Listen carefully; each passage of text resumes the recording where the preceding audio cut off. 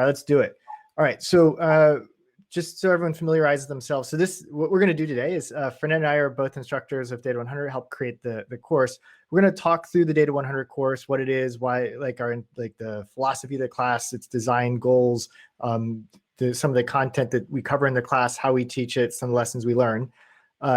And then the hope is to have open discussion, thoughts, questions about the class, how to build parts of it, what to take from it, the open source model that we've adopted and how you can incorporate into your workflows, into your courses if you want. Unfortunately, I don't have everyone's background, so we'll do our best to try to speak generally, and if people have specific questions, we are happy to dig in. And of course, this is not Zoom, so as you might have already noticed, there's some technical difficulties, but it does have the polls and QA and chat kind of mechanisms that Zoom has. I will try to look at chat and Q&A, just kind of jump back and forth as we go. Maybe I'll leave the chat window open, so if people have something they want to say, just say it, and Fernando and I can try to stop and talk about stuff. All right, so that's the plan. We have a slide deck. This is actually an old slide deck we've used in the past. We've augmented with some of the updates. So I'm going to use this kind of as a way to motivate or drive the discussion. But Fernando, please jump in. In fact, you can take over if there are things you want to talk about. And then people, please just raise questions. Cool. And so, yeah, if you want to mention your background in the chat, Fernando and I can kind of take turns keeping track of, who we're speaking to make sure we're providing you what is most useful to you. All right. So Data 100. So as I said, Fernando and I helped build this class. I think I started in the very beginning. This is one of the first classes the second class I taught at Berkeley as faculty. I came in with the background in machine learning and computer systems. That was my research area. I worked on data systems as well, so I was kind of a natural candidate on the CS side. And then, of course, Fernando is the world famous creator of the Jupyter Notebook ecosystem, and so a very natural candidate on the statistics side to kind of build this class. We went through a lot of iterations. We got it wrong a bunch of times in a row, so we can talk about how we screwed up the class. It started out as a small class. I think we had 90 students was the initial version of the class, and it's grown to be a 1,200 student class. We'll talk about the scale in a moment too. And that's one of the challenges in this class. But I think one of the cool opportunities, there's a really significant opportunity for impact in classes like this. All right, so let's jump in. I'm Joey Gonzalez. There's Fernando Perez, co-instructor. We tend to have this class taught by 2 instructors at a time, especially when it's a 1,200 student class. And ideally, we try to get someone with a statistics background and someone with a CS background. Although Fernando and I wear both hats, so it's kind of a fun when we co-teach it. So easy to kind of swap around. So good, let's jump in. All right, so co-instructors, you already did a quick introduction. So I'm presently still an assistant professor. We're working on that. Fernando is an associate professor at Berkeley. Been in teaching a little bit longer than me. I said my background. Fernando, do you want to do any extra introductions? No, that's great, Joey. Thanks. Yes, I didn't participate in the creation of the course originally, but I've been working with Joey. I taught it first in the spring of 18 with him. My background is actually in physics, and I'll mention a little bit about the ideas that we have moving forward of adding a little bit more as the course matures and evolves, adding a little bit more content from sort of the natural sciences that I think will be an interesting direction as the course matures now that the foundation is in place. But because I kind of I'm faculty in stats, but my background is in sort of computational physics and also building open source software tools.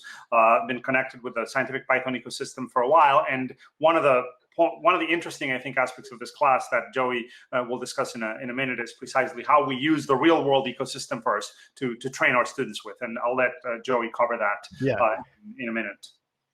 Cool. All right, let's jump in. And again, people just ask questions. Happy to try to stop and talk about stuff. So what is the size and scope of Data 100? Kind of abstract, big picture of the class. So it is, as I said, a big class. Started out small. We had to scale it pretty quickly. It's now I think it's probably the biggest upper division class at UC Berkeley, which presents challenges. And it affects in many ways how we present the content, how we organize exercises, homeworks. I'll talk about some experiments we've been playing with to try to engage students more directly. But this is one of the challenges in the class. If you have a smaller version of this class, there are opportunities that you could explore that we don't get to do here. So like, you'll see that a lot of our projects are more structured around auto-graded systems that we can automate a lot of that interaction, that grading process. Data science is a discipline that definitely involves communication. And we don't really have the opportunities to test some of the communication skills as aggressively as one might like. And so if you're teaching a smaller version of this class, that's something to keep an eye out. But so we built this class to scale to thousands of students, and as a consequence, some of the curriculum design reflects that objective or constraint, however you want to look at it. The other cool thing about this class, and also a challenge, is the scope of students that we get in the class. So it hits all the way across campus, both at the level of education and the areas of interest. So we have freshmen enrolling in the class. They're supposed to take date 8 before it and some math classes, but somehow they jump into it early. I think in coming semesters, we're going to add constraints to make it so it's a little harder to not complete all the prereqs and just try to jump into the class. We have sophomores, juniors, seniors in the class. We have a lot of fifth-year students and graduate students in the class as well. In fact, we actually created a graduate cut of the class, which runs at the same time as the undergrad version. We have an additional project which has a communication component to a report that the graduate students also need to complete. So there's a partnering 200 version of the 100 class that graduate students will take. And the other thing that's kind of fun is you get students from all across campus. It's like economics, statistics, computer science, data science are of course common areas, but this list goes down, like I think there's hundreds of possible combinations of majors that we see in this class. And not everyone has the same background. In fact, none of them do. So like the idea of like, what is your mathematical notation, your mathematical background, your computational background, everyone comes in at different levels. So a lot of the early content has to kind of get people on the same page with how to use Python. We assume they've taken date 8, which means a basic Python. Not everyone has, not everyone paid a lot of attention. We assume they've had some mathematics background, basic linear algebra, and really basic calculus. We'll take a derivative as we start to think about some optimization concepts. Again, not everyone has that, so we have to have external links. We try to pull people along. It's one of the challenges in this class. Is that it's not really geared at specifically people who have an engineering or a mathematics background. Okay, moving on. Actually, Fernando, is there any other comments you had about the? Yeah, okay. Where does it fit into the curriculum? This is actually something, as we were building the class, we built it in context of date 8. So when data 100 was created, date 8 had started taking off. I think it had almost gotten to 1,000 students at that point. Maybe it actually had surpassed 1,000 points. We started 100. The idea of data 8 was the very first class that people would see in computational and statistical thinking that has kind of a neat vision of how we merge computational and statistical thinking to enable new capabilities, to move away from this paradigm of memorize equations to think more through simulation. It is a really cool way to get people introduced to computing through data, as opposed to like, here, implement this algorithm and sort some like random set of numbers. Instead, think about explaining what this piece of Shakespearean text says about the evolution of language or something. And so using your computational tools on data that's of interest to you, perhaps. And so that's what date 8 did. And so 100 had to follow in that path. So how do we build on these like basic computational skills, really connect to data and computation? We didn't want to build a class that's like just a class on models. That would be not very good. We didn't want to build a class on how to do SQL, how to do big data. That's also not data science. It has to kind of intersect these different areas and has to sit after data 8, but with a pretty broad set of backgrounds that students might come from. So it's a mezzanine class. After 100, there's upper division class. I have a picture. Here we go. It makes it much easier. So it's a mezzanine class. So after 100, we have upper division classes on models, algorithms, SQL, analytics, databases. We try to build the foundation for those classes so that students who get into those classes can then do better in them. So for example, the advanced machine learning class is pretty advanced. And one of the challenges of 100 is how do we make sure that students who jump into the machine learning class and start having to do kind of eigenvector analysis, deriving differential solvers, how do we get them so that they come from data 8, they take 100 and they have a chance at succeeding in these classes. So we needed to support that. But also because it's in many cases a terminal class for students that might be doing a minor in data science. It had to give them enough foundation that after leaving the class, they're not incapable. They need to be able to leave the class and do stuff in the world with the skills they pick up in the class. So it's a pretty tall order for a class, that it should build foundations and also enable students to do stuff outside. Any questions at this point? Slides, we can share slides. Joey, quick question coming in from the audience. What are math prereqs? And so I think you're getting. I think we have them here. Prereqs, brilliant. I accidentally clicked the next slide as you were asking that. All right, so prereqs. Let's talk about prereqs. I think we got it wrong, actually. I don't know. I have different opinions. Fernando can jump in on this too. These are the prereqs we officially list. So let's walk through them. Data 8. This is the first data science class. It's very light Python, like welcome to programming. Here's Python. Here's what a variable is. Here's how to manipulate a list. Here's a basic data frame. It's not the data frame used in any real world ecosystem. It's a very simplified, in fact, elegant version of a data frame that has basic APIs that are kind of like syntax that you might imagine if you had seen a little bit of SQL would become familiar with you. So pretty introductory. We have a Python programming build on to that. So data CS88 is an extension of data 8.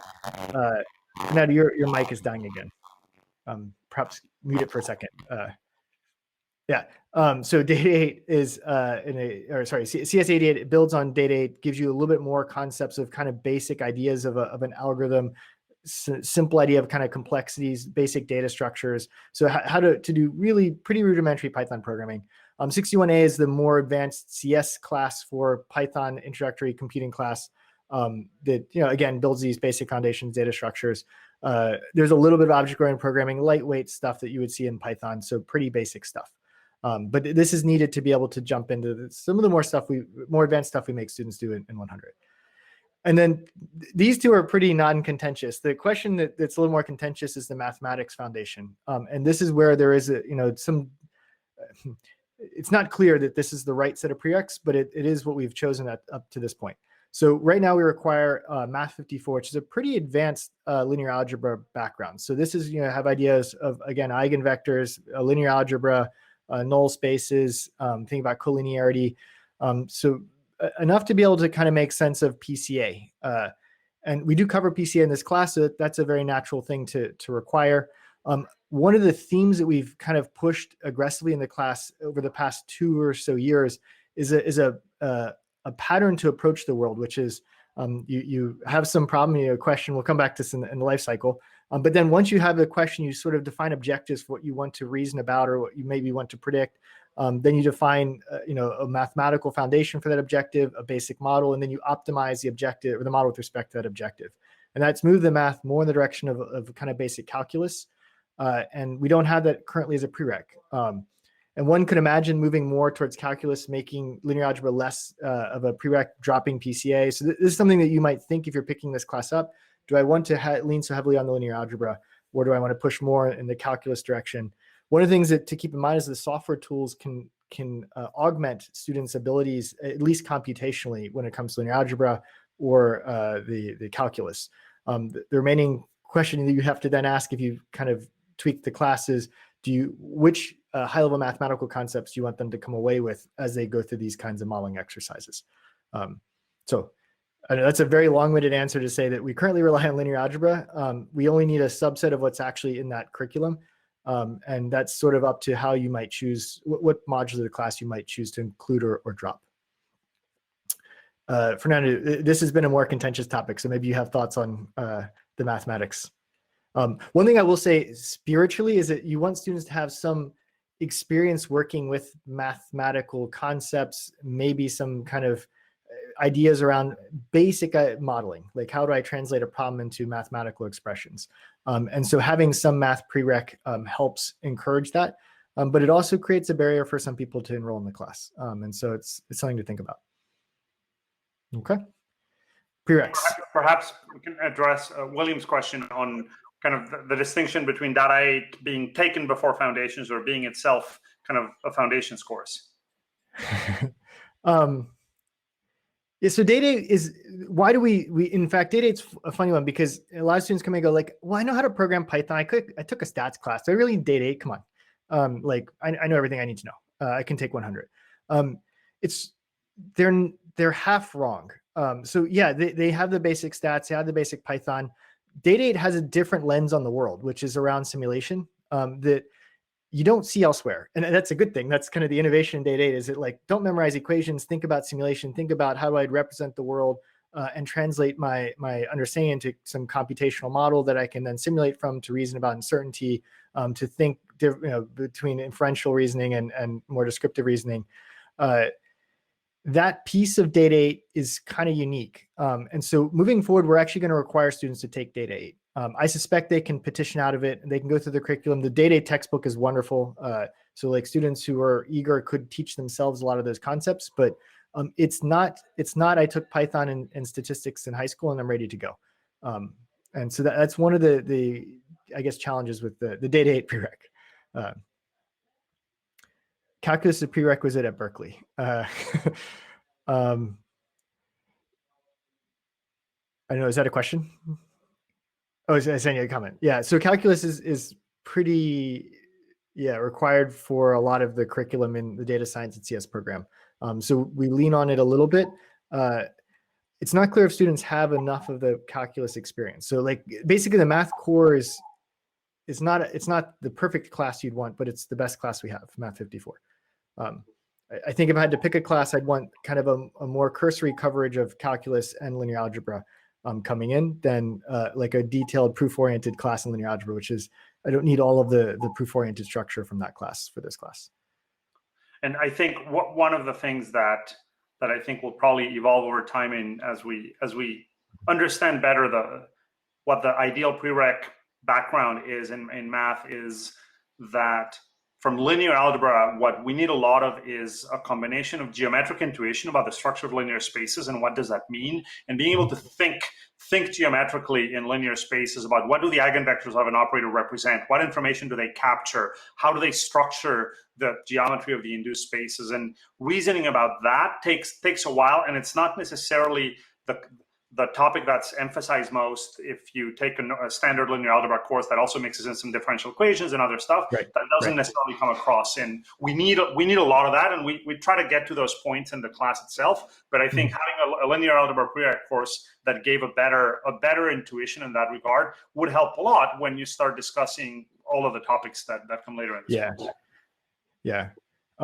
If you were in a world where you couldn't enforce linear algebra backgrounds, you could imagine changing some of the core elements. So PCA is probably a tough concept to cover without some of that linear algebra. We think about collinearity, but you could soften that with some discussion on regularization.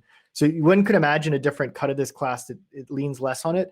I think moving forward, given the linear algebra role in a lot of the other upper division machine learning classes, it's pretty natural to keep it here and actually push more on things like PCA, reasoning about collinearity and so on. Okay, we should move on. Prereqs. Next topic, goals for Data 100.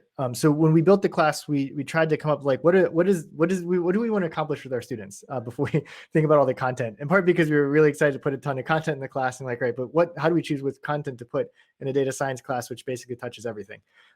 So we picked 3 goals. We added a 4th this last semester, and I'll talk about that at the end of this. These are kind of fluffy, but they did inspire and provide a selection mechanism as we thought through content. So prepare, enable, and empower.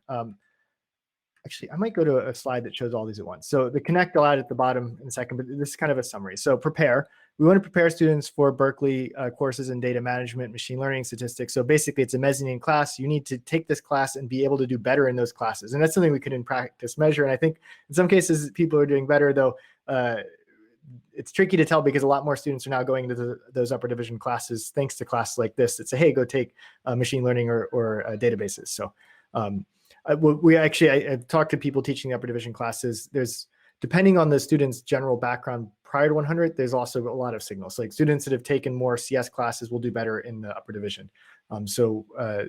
We could do better in preparing, but the goal here is to give you the foundation materials.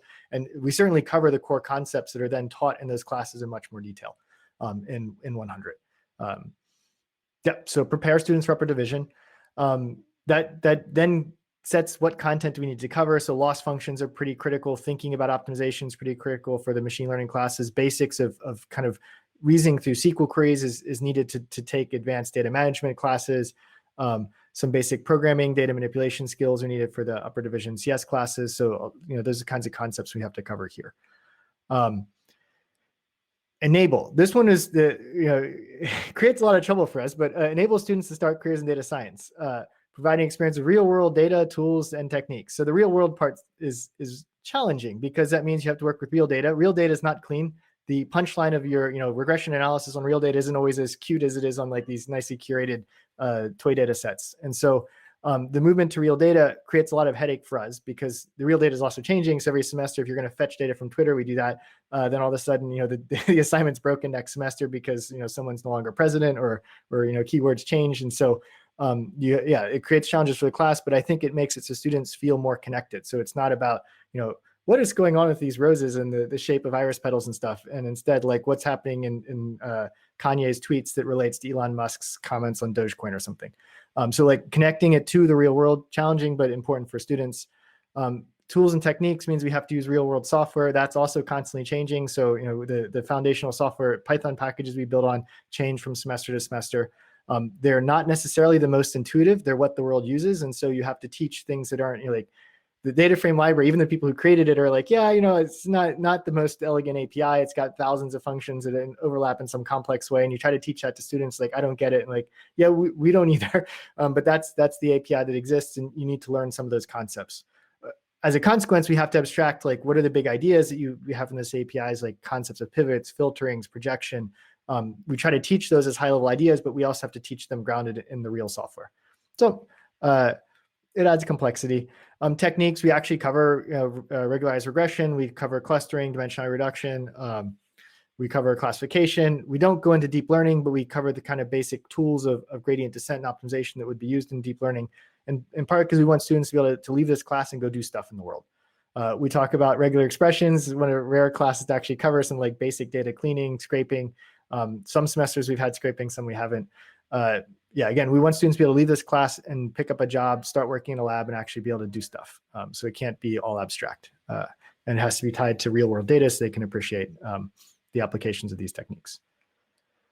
Empower, this one's pretty vague, but we wanted to get people to start thinking about how they can use the concepts in this class in their lives. So it kind of connects back to real data. We try to touch data like crime in the city of Berkeley, understanding things that might be relevant to them. We had originally had planned on having things like apartment pricing to figure out like what's the cheapest area to get apartments in Berkeley. But again, trying to get them to start thinking about how they can use computational tools in their daily lives. I don't know if we've fully succeeded on the Empower story, but that was one of the original goals. And then this semester, we tried to add connection. Realizing that students are pretty disconnected, being spread all over the world, we tried to build a community for the class using GatherTown, which was a mixed success. And we can talk about that afterwards as well. But since we're doing online learning for the past few semesters, we needed to find a way to build a community, get students to start to engage each other remotely. And if this class continues to grow as an electronic version of the class that, to support 1,200 plus students, that's something that we're gonna have to continue to figure out how to do to build community, especially if students are not gonna be interacting face-to-face very often, or at all if, pandemic. All right, so those were the goals. Fernando, any other thoughts on goals? Did I miss anything? Cool. This was connecting. Yeah, so we tried an experiment this semester. I don't know if this is a success, but just as a quick aside, we had 2 discussions. We had mini discussions of 4 students and a TA for 30 minutes every other week. And then alternating every other week, we had full discussion, which was for an hour and I don't know, 30 students, something like that, 40 students, depending on the section. And that had the advantage of, so the advantage of smaller discussions were a chance to interact closely with the staff.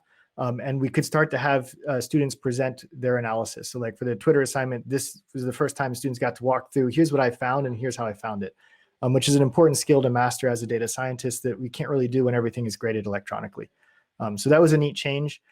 It was also a failure in that half the section students decided, yep, I'm just going to mute and turn off my camera and then only present when I need to go and then just step away again. So you have to really push students to participate. And the other downside to this approach was that we didn't have as many like practice working through this exam question style sections. And that's important for students to do well on exams that don't otherwise have practice with more conceptual concepts. So because it's a lot of the homework and the assignments are built around real data science processes, data manipulation, problem solving, and so on, and less around derive this equation. Okay, good. there was a connecting story. We also tried fireside chats. I won't go into that. We added an additional lecture on top of the pre-recorded lecture series that was a live Zoom webinar that was terribly attended because it was at 1 p.m. But for whatever reason, students during the pandemic had no desire to attend things that were synchronous, which is a shame. But all right, gather space. We'll talk about that. All right, let me jump into the data lifecycle. So this was the other big organizing concept for the class. So we wanted a theme rather than like, here's a collection of models and techniques. Like we want to, here's a workflow to think about as a data scientist, how you approach what you do. And we broke it into 4 abstract stages. So one is asking a question, trying to formulate what is it you want to know, formulate hypotheses, thinking about how you might collect data to attest those hypotheses and so on. So understanding the process of asking questions, recognizing that as you obtain data and start to explore your data, you're gonna come back to ask more questions. But a key step in the process is asking a question will often form the data that you get. The other framing is that often in data science, you're presented with data and you say, all right, well, here's some data, tell me something. In which case you might go to understand the data and then start to ask questions and dig deeper to come like, here's a big question that after looking at the data, I saw this weird pattern. Here's a question, and here's the conclusion that I found in response to that question. So big areas: ask a question, obtaining data. We spent a lot of time on SQL scraping technologies, how to get data from external sources, using Twitter APIs to pull data from Twitter. So starting to think about how to get data that's not just in a table. Understanding data. So this process of going from data, obtaining it to understanding is a big focus of the class. We do exploratory data analysis. We do data cleaning. We teach regular expressions. We teach how to transform JSON table or interesting data structures, semi-structured, fully structured, into data frames and how to manipulate them to do aggregates and different kinds of analysis. We spend a fair amount of time on plotting different using Matplotlib and then hopefully in the future Plotly, so different ways of visualizing your data. This is actually pretty helpful. A lot of my grad students, like I point them at content in this class because actually building a good visualization is challenging, especially when they communicate stuff clearly. And so we spend a fair amount of time on that in the class. And this is not like, so we spend a lot of time on that. When I contrast this to a lot of what goes on in other data science programs, it's like machine learning method after machine learning method after machine learning method. We don't do that. We spend a lot of time on these other parts of the process as well. All right. I think I build through these. All right, so then this arrow from understanding data to understanding the world, this is our inferential step. And there are 2 aspects to this. We think about confidence intervals. So we spend a little bit less time on confidence intervals and the kind of inferential reasoning in this class because we spend a lot more time in data 8. And then it comes back again in the upper division classes. But so a bit about confidence intervals. And then we spend some time on models. We do talk about regression, classification. We focused on simple regression models, least squares regression. We talk about this broader pattern. And actually, I would elevate this pattern as the bigger idea in this class, which is when we go to build models, there's sort of 3 steps. One, define your objective. What is it you want to achieve? You want to minimize error. In what sense do you want to minimize error? Which brings our loss function. Define a model. You could do it in the other order, but anyways, define a model, which is your computation representation of what you think the world is doing. And then given those 2 pieces, you can use machinery of optimization, both in software and in derivation, to compute the optimal version of that model with respect to the data under the loss that you've defined. And so with that lens, then we can talk about different loss functions. We talk L1, L2. We allude to Huber loss. We talk about cross entropy, doing classification loss. We talk about different regularization techniques to deal with overfitting, underfitting. In fact, actually, so as we go through this understanding data, we talk a little bit about the bias variance trade-off as a big theme, how we split data into training and test and validation. So some basic concepts that will help people that then go on to take machine learning classes, but also can pick up machine learning packages. In fact, we use scikit-learn in this class to start doing kind of predictive modeling themselves at this point. Any questions up to this point? I check Q&A really quickly. I forgot to do that. All right, so we should talk about the TA org structure. I'll do that in a moment. Let's see. Let me see where I was in my presentation. I don't have an overview. Yeah, so we can go through tools, talk about some assignments. Let me go a few more minutes through the kind of content, and then we'll come back to some of the organizational discussion. Does that sound good? All right. All All right, so I said practical tools, machine learning models. So we already kind of alluded to this. We build on the same ecosystem in Data 8. We do everything in Jupyter notebooks. Students get very familiar with kind of this mix of text, code, and visualization as a way to do their work and also to present their work.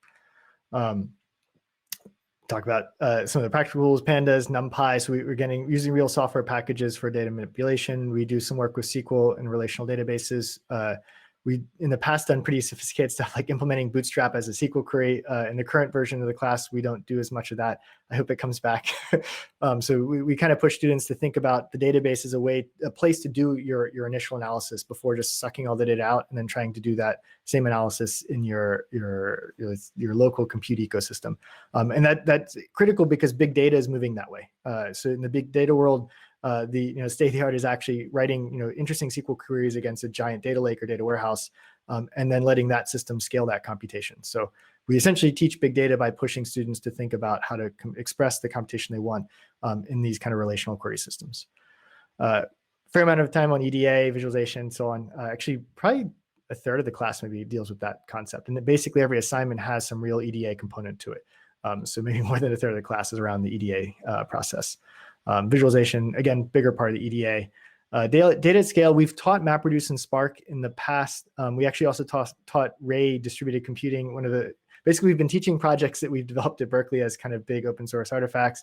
Apache Spark is probably now the de facto standard for large scale data processing, but important note, it now uses SQL as the dominant way to query Apache Spark. So that earlier idea of pushing the relational model is pretty important. We talk about some REST technologies, pulling data from Twitter and so on. So students get a chance to think about how to work with external APIs to get data. Modeling and machine learning.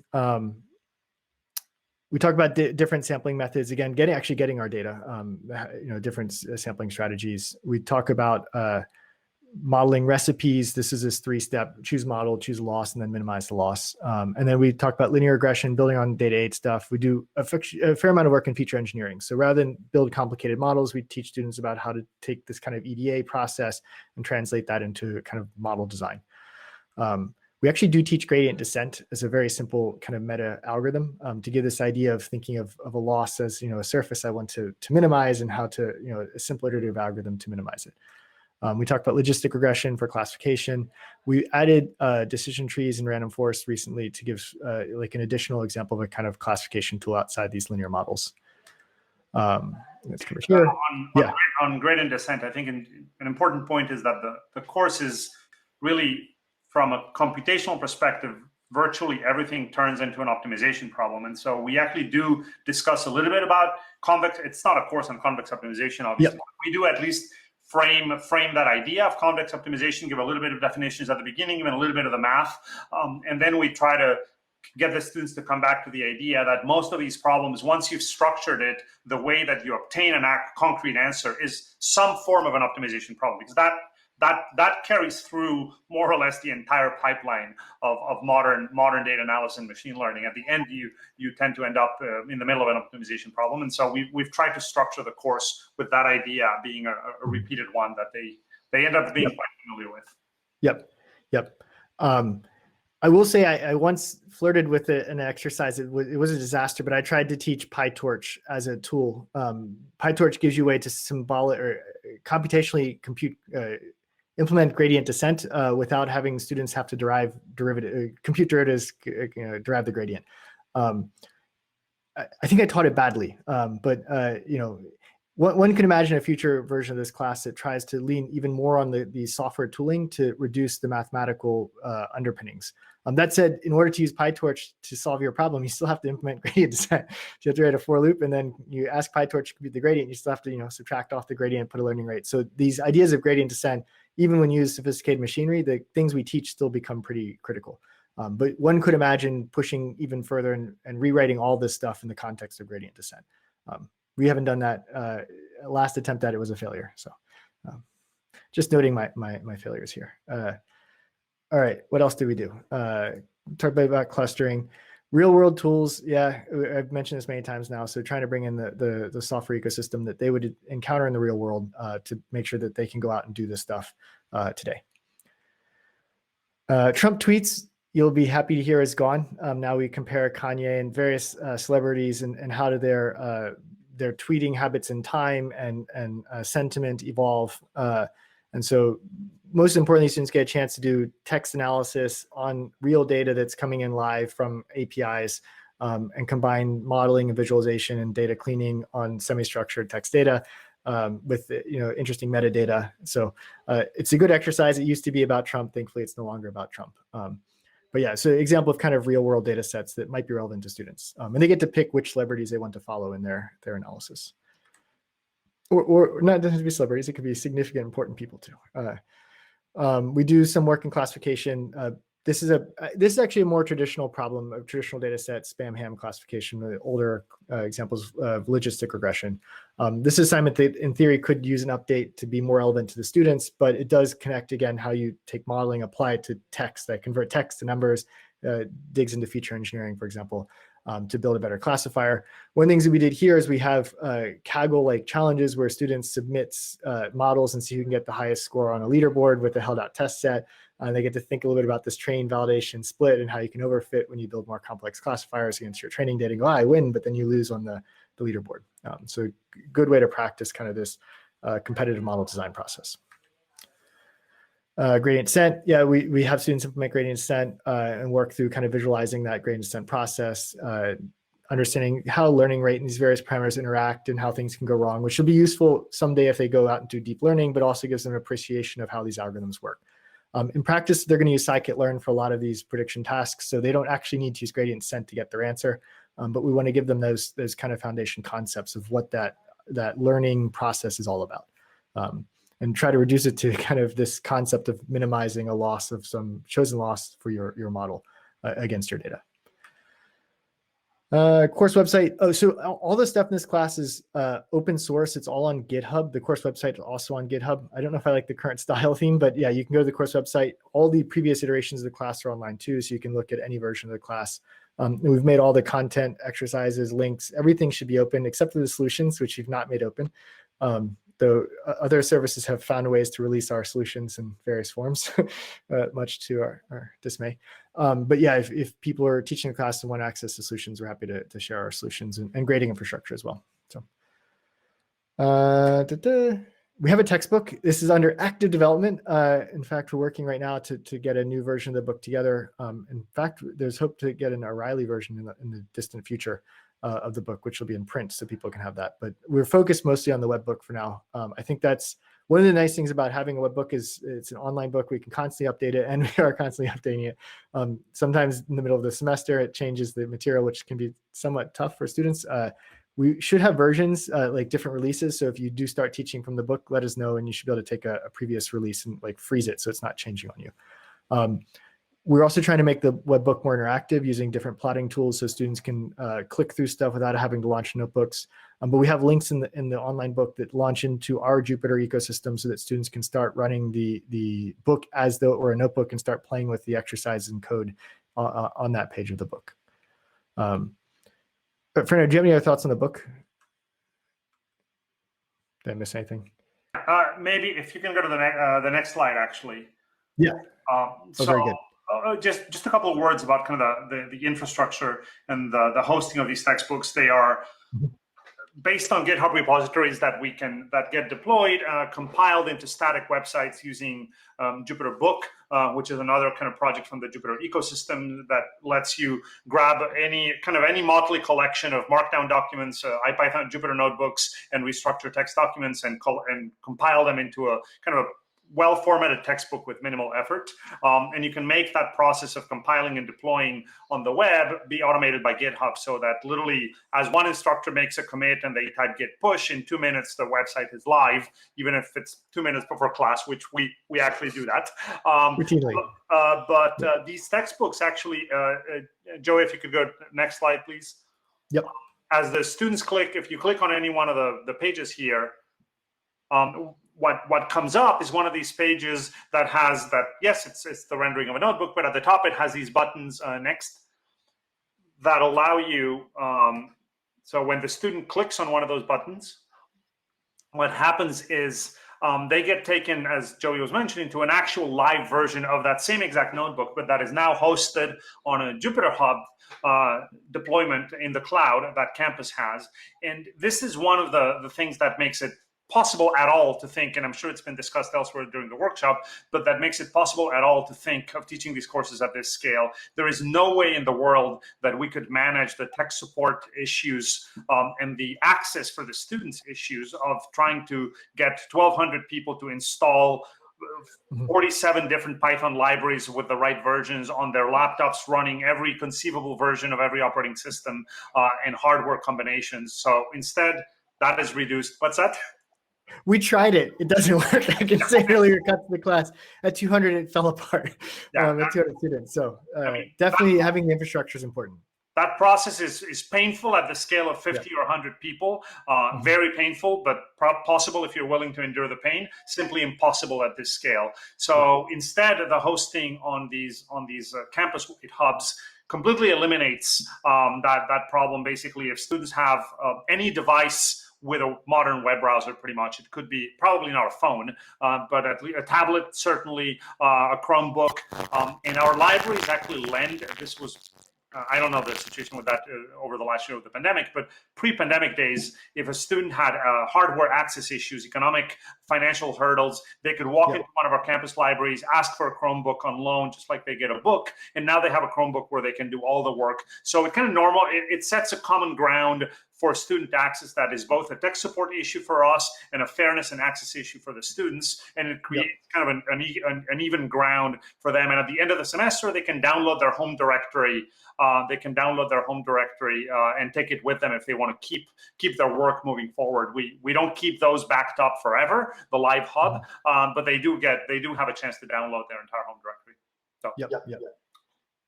And for those who don't have a Jupyter Hub, I think it's definitely great to have one set up for you. I know some classes at Berkeley have successfully navigated using Google Colab, which is like a more universally available, but in some ways a bit more restricted version of the hub that we have here. So that is maybe an option for those who don't like this idea, but don't have the amazing team that we have to keep running this kind of infrastructure. Though there are also a lot of companies now that are building these kinds of hosted notebook environments you could piggyback off of.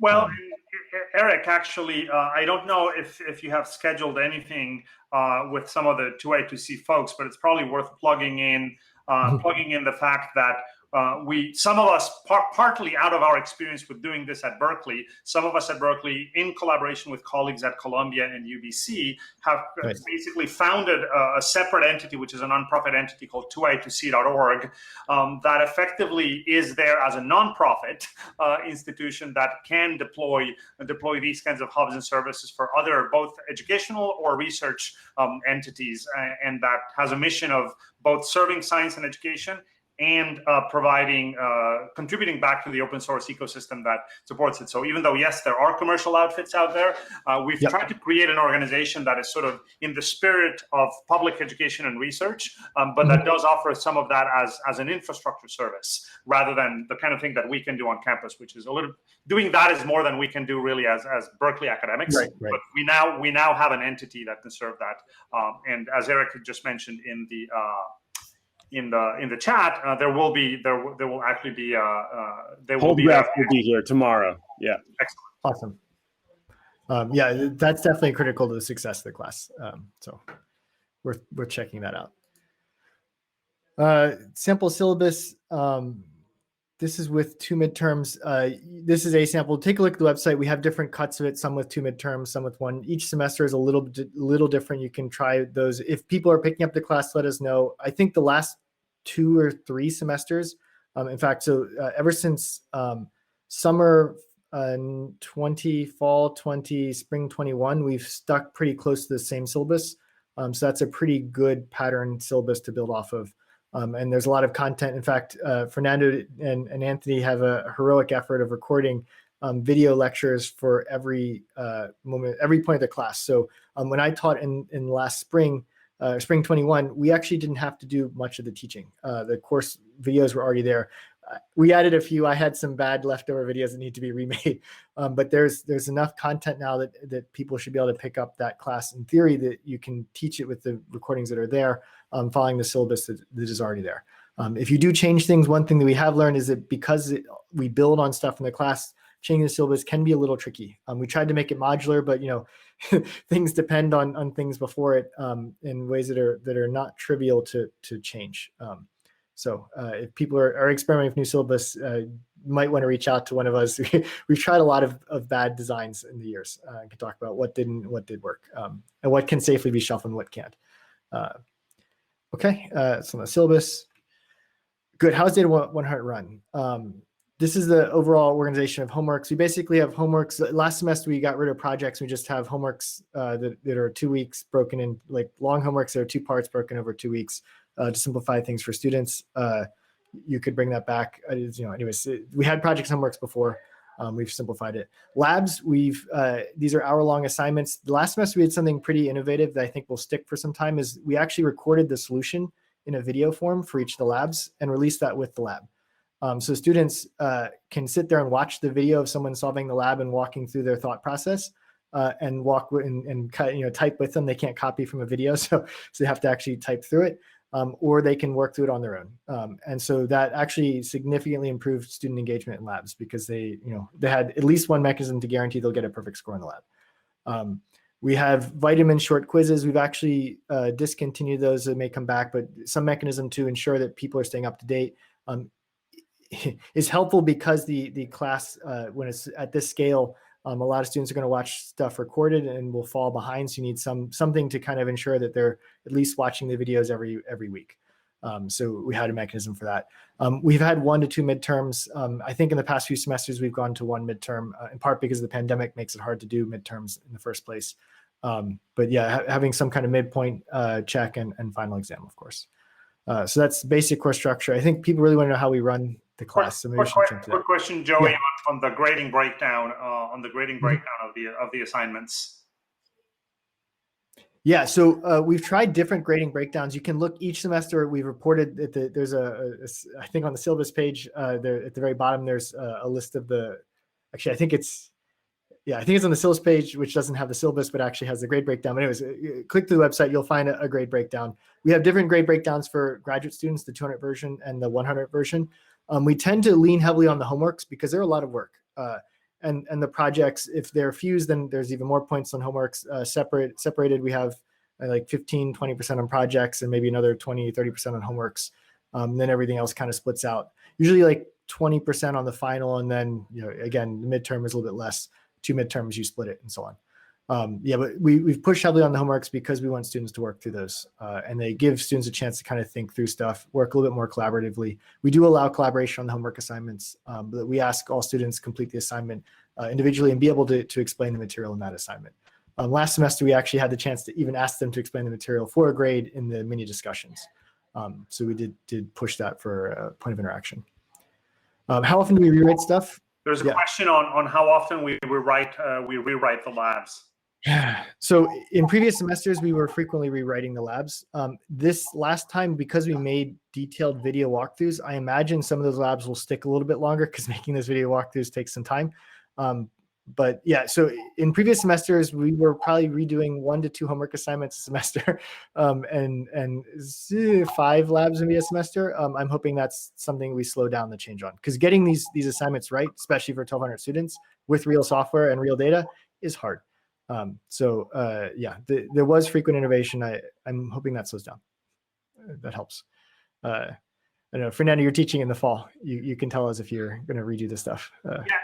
Well, what I'm planning on doing, and we're starting to work on that, is actually leave a lot of rather than touching everything, is leaving most of what I think is in good shape, and instead either changing or adding 1 or 2 very specific topics. One area that I would like to add to the course, coming from a physical sciences background, is a little bit of examples around non-tabular, non-social human data, but rather kind of other forms of data, and maybe doing something perhaps on time series and or imaging with natural real world data. And I'm thinking about something either related to climate or something related to biology, maybe something on COVID, something where we don't need to spend too much time explaining the scientific context. This is not a physics course or an astronomy course, but where with a short introduction to the science, we can actually get the students excited about analyzing data with other tools that are different from data frames. So maybe a little bit a combination of X-ray and image processing is something that I'm thinking about.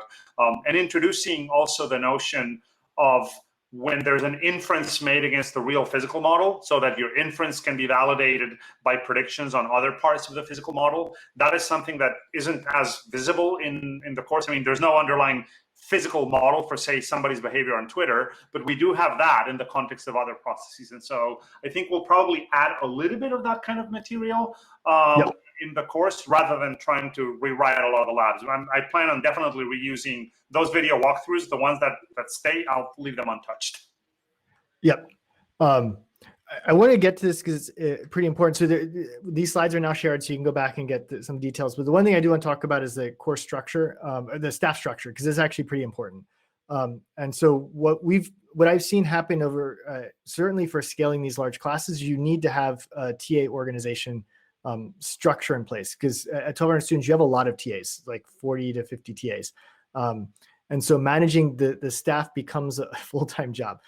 So we end up having some staff hierarchy. We tend to get 2, 3, maybe senior TAs that are going to be the staff managers. They often have different roles: content creation, maybe exception handling, exams, organization, so on. We actually have a handbook that we can share for how to organize the staff structure and ensure that it's reproducible. We also have a staff tutoring process. So we have, let's say here, 30 teaching assistants in this cut of the class. Again, it depends on the hour allocation. You might have more teaching assistants at fewer hours each. But let's say you have 30 core teaching assistants. You'll have tutors and a large pool of academic interns. Academic interns are taking a course on how to teach data science, essentially, and they're getting credits.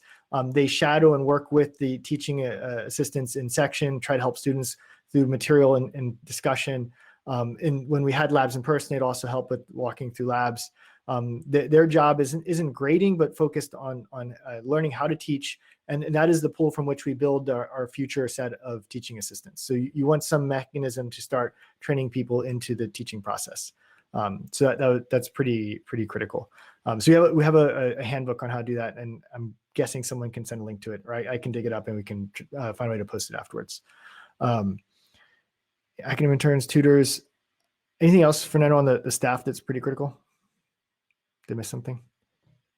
I guess one point of that connects with the question that you had from Asher about how do you create a sense of community, and that honestly has ended up being a lot of work done by the staff. They actually this big hierarchical team of staff that Joey was describing, they do get to interact more one-on-one with the students, because the sections that they teach, those sections are smaller. They a little bit more, and we are fortunate with having an incredibly, every semester that I teach this, I'm in awe at the energy and the dedication of our TAs, because they really pour themselves into it, and they establish strong relations with in their sections, and they get to know them, they get to connect with them a little bit more. So that is, I'm sure it's not perfect, and the last year definitely has been a nightmare for everyone. Yeah. Give them a lot of credit, because if it weren't for that engagement, the course could be really feel very discombobulated and very impersonal. Yeah, so one thing I'll add is it says graduate student on the slide. They're largely, almost exclusively. Last year my semester we had one graduate student that was a staff. The rest were undergraduate TAs, especially the senior staff were all undergraduate TAs. They care a lot. These are their friends. They want to, it's a big responsibility, and they take it very seriously. And so that was important. We also started doing an internal tutoring process where TAs could ask other TAs to shadow, give feedback. We had office hours for the head TAs, for earlier TAs to learn how the TAing process works, for academic interns to learn how to get more involved in teaching, what courses to take, and so on. So building out kind of mechanisms to grow your staff is critical to these classes and their longevity. So definitely worth We're it. running out of time, but to quickly answer, Jenna, in the past we have done things in person when we could, and have things like grading parties and dinners and whatnot. And in my experience in the fall, what happened was our two lead TAs. We do have a separate from the class discussion space. We have a Slack that's only staff, and in that Slack, our two lead TAs did a great job with running within Slack activities for the TA team to come together. We also gave them some gift certificates to basically order food at home. Since we come to a party, we gave them gift certificates to order food at home and things of that nature, so that at least there would be some sense of community among the staff team. Thank you, Joseph and Fernando. I know that we're running out of time, but if you're willing to spend 5 more minutes or so, we do have questions in the Q&A section. Yeah. So there's a Q&A on the right. Oh boy, sorry. Okay. I was not looking at the Q&A. I'm so sorry. I only had the chat open, and I didn't realize that the Q&A. I was responsible for Q&A, so I messed up. Yeah. Sorry about that. All right, so we can go through that. Last question from Jana that I have in front of me. When you co-teach courses, how does that count toward your required teaching load? As a course, in my case, speaking only for myself, I don't know if this is true in different departments. Joey can speak for EECS. In stats, it does count. We have a 1-1 teaching load, and for me, this does count as my one. And I think that's fair, because honestly, even with a co-instructor, these courses are so large and complex that they're actually half of this is more work than many full courses, to be honest. And so, yes, yes, it counts as full, but that's not a gimme at all. Yeah. So going to the Q&A, without TAs, good news, a lot of the grading is automated. So the role of TAs is instructional largely. And so, which means that if you have a small class, then you don't really need the TAs if the staff, the faculty can interact and cover the kind of material that's in these additional discussions. So the TAs their role is largely pedagogical, and so there might be mechanisms to get around the need for TAs. But yeah, you'll be teaching more. By the way, Joey, at least on my end, you're now producing the same weird audio glitching that I was having earlier. I don't know, it's probably the platform. I wanted to add though that some of the TA needs are also because of the scale of this class. And when you have 1,200 people, you need dedicated people on your team to manage things like scheduling exceptions and individual issues, and now online running a worldwide exam with covering time zones from China to India to Europe to the US. All of that it takes time. It takes an enormous amount of communication with the students, right? Every student who needs something, if you as a faculty get 1,200 emails a day, that's kind of the end of your life, more or less. And so if you end up teaching this kind of material in a smaller setting, some of those issues have a different flavor to them, and you probably wouldn't need just some of these issues. You can cross these thresholds where all of a sudden you need to dedicate a TA to X or Y or Z task, which would normally be just a one-off thing that would be done normally in the course of teaching by US faculty. Someone asked about the neural networks. We tend to have a small side extra lecture on neural networks. It's not required. We don't focus on those techniques because those are extensions of the basic ideas. What they learn in the class is enough to go build crazy neural networks. The hard part about neural network building today is really framing the problem. Getting the right model is actually not that hard to get reasonable results. So we don't focus on neural nets in this class. Maybe someday in the future, but it's also, by the way, not the dominant modeling technique in most data science applications that I've seen. It's good for vision, but a lot of what people are doing when they're working in business roles or in scientific roles, they want models that are more interpretable. I don't know. Fernando, any other thoughts? Comprehensible, Joey. Oh, no. Okay. All right. Well, Fernando, talk about neural net. Let me see what other questions are there in the Q&A. How do you do the Twitter data given the API is more limiting than it used to be? We may update actually those. And at some point, I don't know about the current state of those silences, but at some point one thing we had done was actually to grab a static copy of the Twitter data set and I've tried it both with a static copy and with the students doing it themselves. And having the students get an account that's API enabled and whatnot does introduce some hassles, and then the variability of what data each student gets even on the same query made it very complicated to grade and help them and whatnot. So we ended up getting a static copy. Go ahead, Joey. Fernando, your audio is set to 100x or 2x because Fernando does speak fast. You might need to refresh OBS maybe. Oh no. Is my audio also bad? Yeah. All right. Let me see if I can get to a few more questions. I know the next session already started, so people might need to jump off. Co-teach course. Yeah, so teaching library, I talked a bit about that. One thing I'll say, machinery, we use Piazza heavily. It's very important. So having tools for students to self-support each other, especially at large classes, but hopefully you all already saw that. Any other last questions?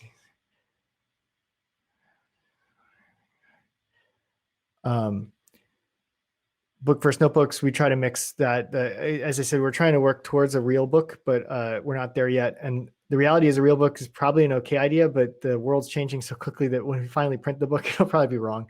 And the software will have moved on. So the online book is a pretty good solution for that. Stochastic gradient, mini batch. We talk about mini batch, stochastic gradient, and gradient descent. We actually cover both. It's nice because you can connect back to the simulation process from data 8 with stochastic gradient, which is neat. Okay, I think we've got most of the questions. Maybe in chat, are there any remaining questions? I think that's most of them, if all. Thank you so much for your presentation. Thank you for staying over. Thank you.